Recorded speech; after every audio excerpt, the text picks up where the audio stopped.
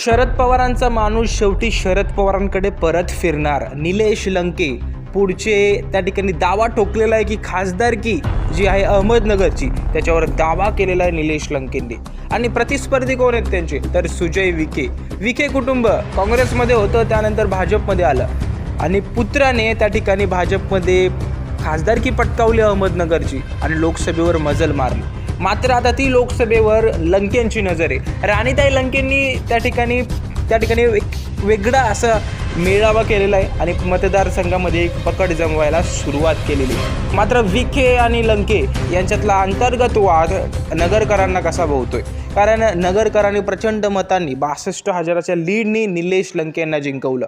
पहिले शिवसेनेकडून तिकीट कापण्यात आलं, त्यानंतर राष्ट्रवादीकडून दादांनी साथ घातली आणि राष्ट्रवादीकडून निलेश लंके विजयीसुद्धा झाले. मात्र निलेश लंके प्रामुख्याने जर बघितलं तर शरद पवारांचा माणूस आहे. शरद पवारांसोबत जवळीक त्यांची जास्त आहे. भलेच ते अजित पवारांकडे गेले असो, पण त्यांनी अजित पवारांकडे खासदारकीची मागणी सुद्धा केलेली आहे. राणीताई लंकेंना त्या ठिकाणी विधानसभेवर लढवणार किंवा त्या ठिकाणी खासदारकीला लढवू शकतात ते. आणि पुन्हा एकदा हे सिद्ध होतंय, कारण त्यांनी घेतलेला मेळावा, त्यांनी घेतलेलं शक्ती प्रदर्शन हे मोठ्या जोमाने नगरकरांनी प्रतिसाद घातलाय का.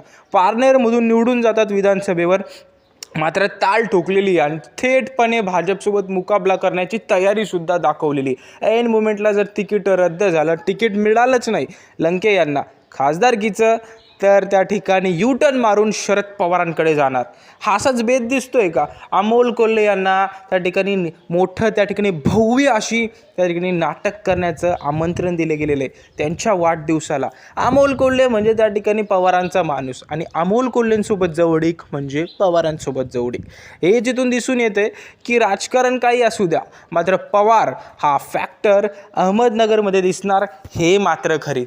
पण आता निलेश लंके खासदारकी गाजवतील का, यावर तुमचं मत काय नक्की सांगायला विसरू नका आणि चॅनलला जरूर सबस्क्राईब करा. धन्यवाद व्हिडिओ बघण्यासाठी.